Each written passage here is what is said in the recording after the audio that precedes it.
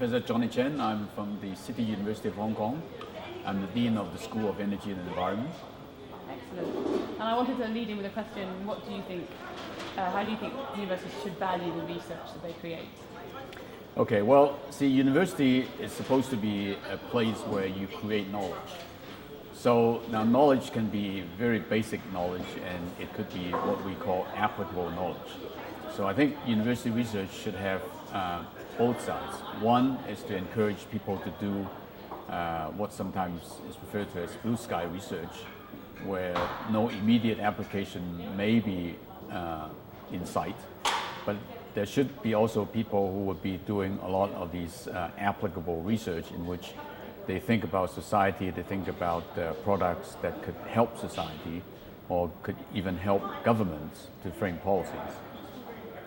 And do you think in most universities, certainly the ones that you work with, there is the right amount of blue sky research? Or do you think there's more of a focus about outcomes and targeted sort of industry link-ups? Well, in universities in Hong Kong, for example, it's actually not a whole lot of blue sky research, and most of the research is geared towards some applications, and which is actually not very good, because after all, if you want to have a breakthrough in science or technology or even in the humanities, you need to think about something that has not been thought of before.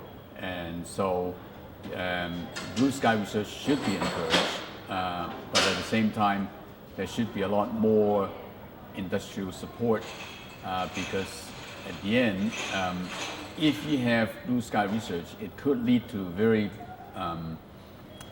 large breakthroughs. I gave an example, like many years ago people think about lasers as nothing. What do you use lasers for? But now lasers have applications everywhere. Similarly with fiber optics, and people at that time was thinking about light bouncing around, and they have no idea what's going on. But at the end, today, all the communications is based on fiber optic technology.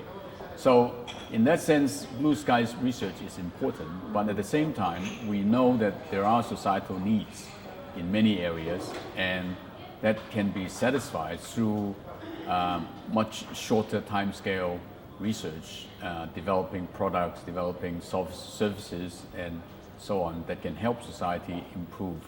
So I think both will be very important. And what about in Hong Kong, the collaboration between industry and universities? Do you think it's adequate, or do you think there's a lot more that could be done in that sphere? Well, in Hong Kong, the problem is that the industries often look for short-term solutions. So they would want a product tomorrow. If they have a problem, they come to university and say, well, can you help me solve that? But if the professors tell them, yeah, we can look at this problem, but it might take 5 years before we can solve it, they're not interested. So they want quick solutions, and in some sense, it doesn't encourage people to go into the real basics of the problem. And so they want quick solutions. And so as a result, you don't find industries very supportive of long-term research, which is something that we should encourage, because if you don't have long-term research, you're not going to have major breakthroughs.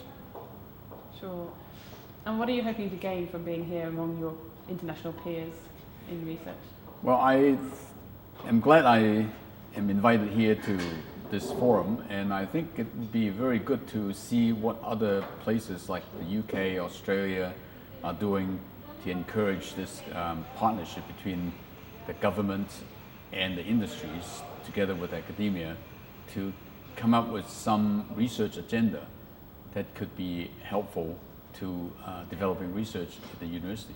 And do you recognise a charge that's already been levelled today that there's too much of a focus on IP and licensing? Do you recognise that as being the same in Hong Kong? People are not looking at the whole sphere of research outcomes, they're just focusing on one segment of that? Yeah, I think this morning's session was kind of focused on that. And I think we need to be a little bit more balanced and not just focusing on the IP and the licensing. That's important, but that's not the whole story. Mm-hmm. What is the rest of the story? The rest of the story, as I said, is that you need to encourage people to think out of the box in some sense, and not just focusing on immediate solutions. They need to think about universities are supposed to have vision. They're supposed to be looking far ahead of what might be happening in the next 10 years. So they should be framing the research and to help industries or help government to develop a research agenda in a longer time perspective rather than thinking about what's the solution tomorrow.